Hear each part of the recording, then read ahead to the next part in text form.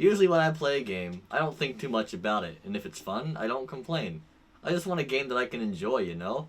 That's why I like some games that others don't care for, like Paper Mario Sticker Star or Pokemon Ultra Moon. However, when the Nintendo Switch came along, there was one game that I couldn't help but think critically about. I don't really know what it was about this game, but I just couldn't help but think critically about it. Usually when I play a game, I get so sucked into it that I'm just like, no, this doesn't have any problems. This is so much fun.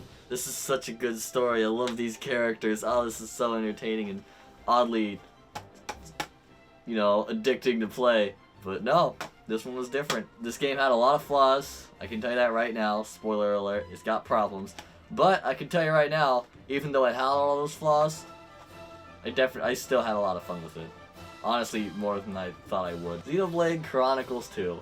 If you haven't heard about this game, not very surprising. This game isn't all that popular unless you're like super into all this Nintendo Switch news or anything.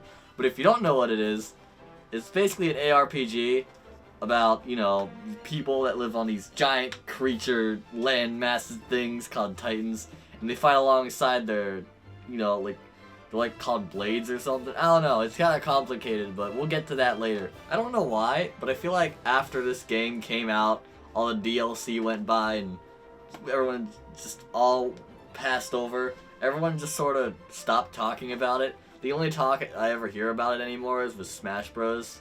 Fighters and whatnot, but that's pretty much it. Anyway, enough about me rambling. This video is pretty much exactly what you'd expect. It's a review. It's a review about Xenoblade Chronicles 2, where I'm talking about what I do and do not like about the game, why it's good, why it might That being said, this is my opinion. I feel like I shouldn't have to say that, but because of people being people, I'm going to say it. So, opinions I might have, you might disagree with, and the other way around. Because that's just how people are. People have opinions. I'm gonna try to avoid spoilers for those who haven't played it yet, but just in case I let something slip, I'm gonna go ahead and put a spoiler warning, like right here. Make sure you don't forget this time. Shut up. Yeah, okay. All the, you know, disclaimers are out of the way. Let's go. The story's pretty simple. Okay, I wish it was simple, but nah, it's actually a little bit complicated, but I'll try my best to explain it. Xenoblade Chronicles 2 takes place in a world called Orest, which is covered in a sea of clouds. The people that live there live on huge creatures known as Titans. Many of those people who are capable, called drivers, also have powerful creatures with special abilities called blades. Once a blade bonds with a driver, they're bonded until the driver's life ends. The story follows a boy named Rex, who gets asked to go on a salvaging mission.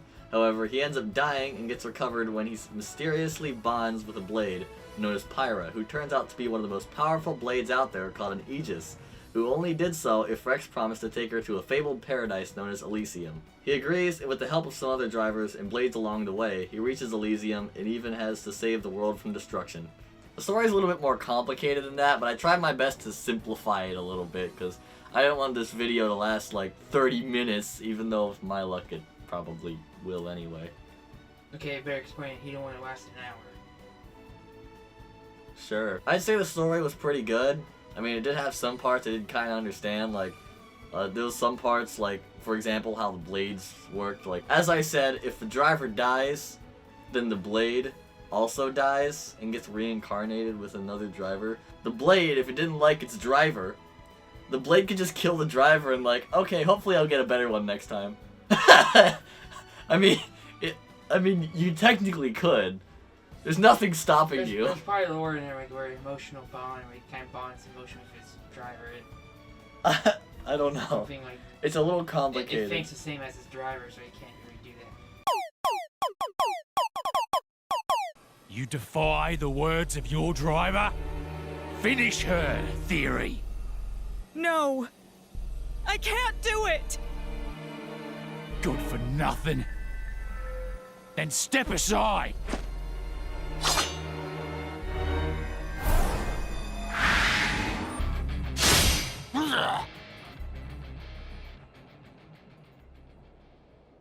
Theory!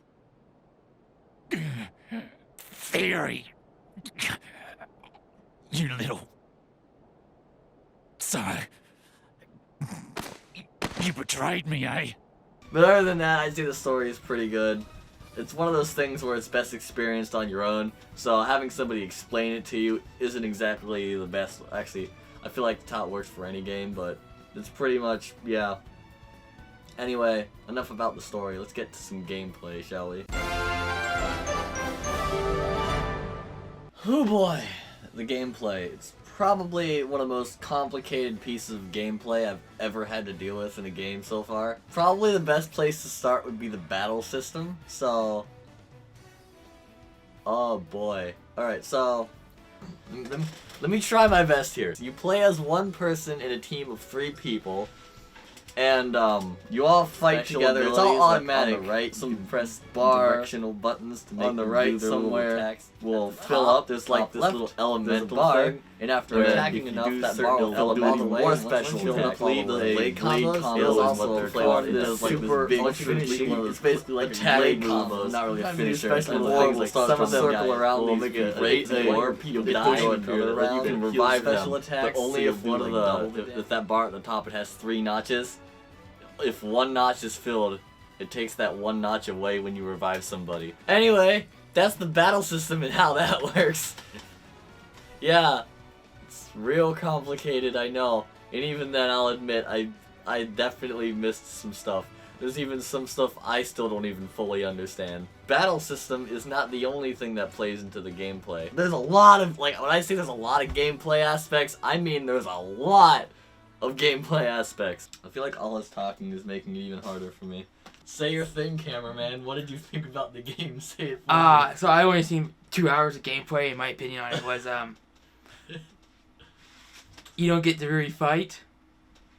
There's cat girls.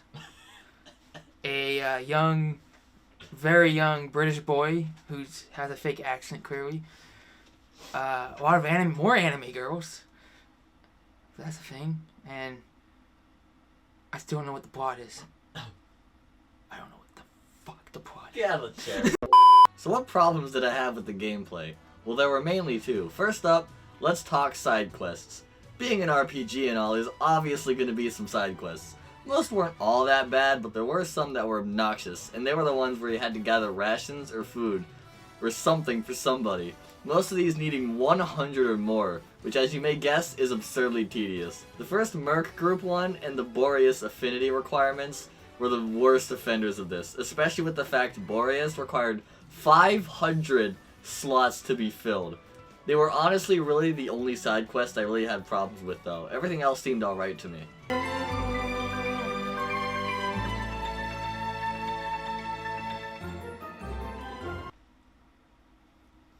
Next up, let's talk about Poppy. I barely used this feature. You see, there's this blade that was built from scratch named Poppy, that you can modify to how you like, and it's one of the things I mentioned that I still don't understand. For one, it was a little complicated as to how she works, but not only that, the way you get stuff to improve her requires you to play this minigame that gets repetitive real fast. If you're willing to go through that, then good for you, but as for me, I'll stick with my other drivers, thank you very much. Other than that, the rest of the gameplay was pretty alright. I mean, the battle system was a little weird to get used to at first, but I think it was just because it just wasn't used to something like that.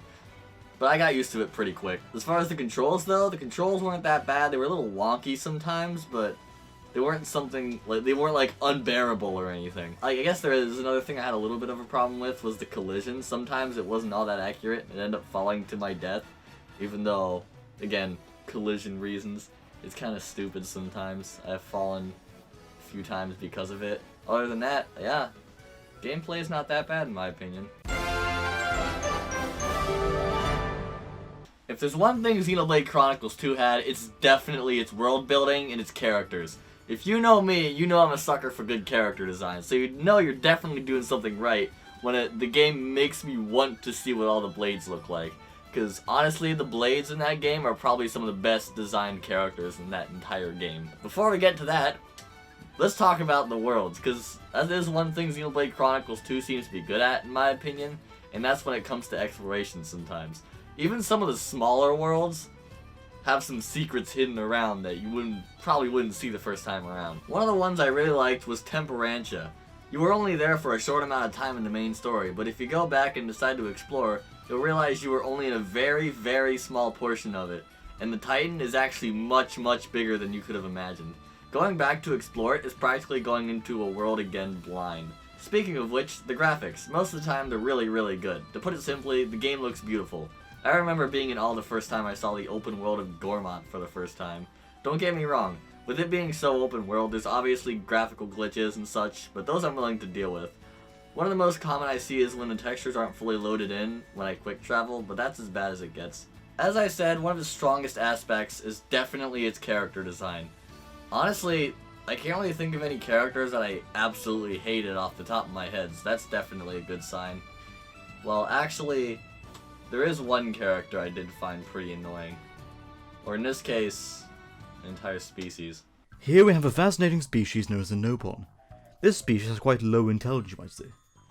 You see, they act like, how do I put this, children. But not exactly in a good way. Every time they speak, it makes me want to blow my brains out. They act like children, think like children, and worst of all, they speak like children. Which is one of the reasons they'd be found to be quite annoying. I mean, look at this one for example. His name is Tora, and he's stuck on your team for the entire game. His customary blade is far better than he is, and he probably wouldn't even be here if it weren't for that. Oh well, it seems we've reached the end of this week's episode of Animal Planet. Stay tuned for our next episode, where we talk about the far superior species known as an Amiga. So long. But as I said, if you want to see some great character design, look no further than the blades, because honestly the blades are definitely the highlight of the characters in this game. Like, you know you've made good characters when I actually want to see what they all look like. As far as some of my personal favorites, I'd say some of my personal favorites are probably Korra, Pandoria, and Poppy. I'd say those are 3 of my favorites, but other than that, yeah, I'd say they're pretty good, especially its blades. But speaking on the character segment, I think it's best next we talk about something a lot more prevalent. The voice acting in this game is probably one of the most mixed things that I have in this game. A lot of the voice acting in this game is very hit or miss. Why did I... A lot of the times the voice acting is pretty good for some of the characters. But then some of them, oh gosh, they're really bad. Some of the worst offenders are Rex and Nia. Like, hang on, let me show you something real quick. Here's what I'll be doing. I'll be showing you 2 characters from Xenoblade Chronicles 2, and just by their appearance and by how I describe them, you're gonna tell me how you think their voice would sound. Nia usually comes across as sarcastic and cynical, always having a witty put down at other characters' shortcomings. Right. I see. Okay. Like a really catty, naggy kind of ooh, I don't even know who to compare that to. I assume she'd sound like every like anime tsundere character. Yeah, I can see that. Yeah. I think she kind of have like a let me think. So kind of like a sit down and listen to what I have to say kind of something. Well, not really like that, but like yeah, I get what you're saying. Yeah. More soothing. Back me up, guys. This will only take a second. I'm not even looking at them, to be honest. Quick, will we have the advantage? That's what she sounds like. I didn't expect the accent whatsoever. Okay, that was considerably... Wow. It's gonna be a fucking dude, I swear to God. Uh-oh, here comes trouble. I don't fancy being next on the list. Great. Why? Alright, I'm ending the call now. Rex is an optimistic and easygoing yet naive young boy. He wishes to protect and support those close to him, to the point that he sends most of the money he obtains from salvaging to his home village. However, Rex tends to be careless and overconfident, which puts him and his companions in trouble from time to time. I can obviously tell he'd have like that like teenager like boy protagonist Yeah, voice. he's like 15. Yeah. I'd assume he'd sound, very kind of, I know what I'm doing, guys. Don't worry, I got it. Like, I guess I'm thinking a lot of tie-ins to like Link, and I'm thinking probably just like a deeper voiced Link, I guess. You don't fall out, Gramps. All right already. Just watch this quietly. Whoa. Ow! Ah! Ah! Yeah! That's his voice. Whoa. Didn't No, that's not real. That's fake. That's what his voice sounds like. He's got an accent. Yeah, he has an English accent. And his voice is actually a little bit deeper than my... Yeah. 15. Yep, he's 15. Gramps said it best. Nah, I can keep going. The fuck? It's getting tough. Right? See, this is exactly what I mean. These voices just don't fit that well at all. While we're on the topic of voice acting, let me cover something else, alright? This is gonna sound a little bit rude, but these people need to learn how to shut up. When I'm in a battle especially, I can't go 2 seconds without these people saying the same, like, 10 lines throughout the entire game.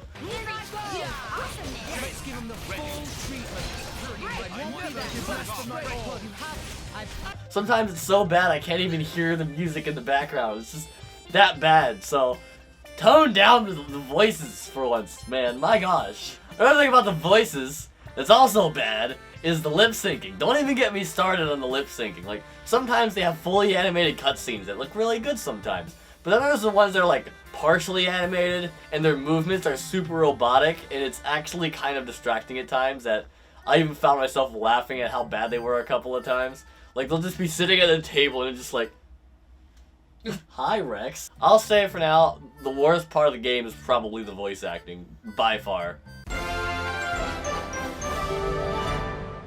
The music in this game is pretty good. I wouldn't say it's some of the top-notch stuff like Danganronpa and Hat in Time or Persona 5.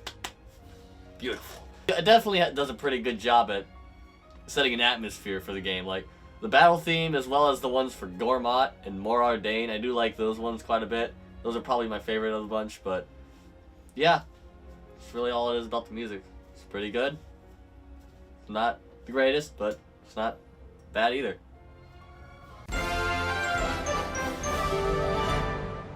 As per usual, you know, since spoiler reasons, I'm gonna give you a few seconds to shoo off or skip ahead to this time code that I definitely won't forget to put into the video this time. As per usual, if you guys don't want to get spoiled, just shoo on out of here or skip ahead to the time code that I definitely won't forget this time. And yeah, I'll just give you a few seconds. The cameraman says no spoilers.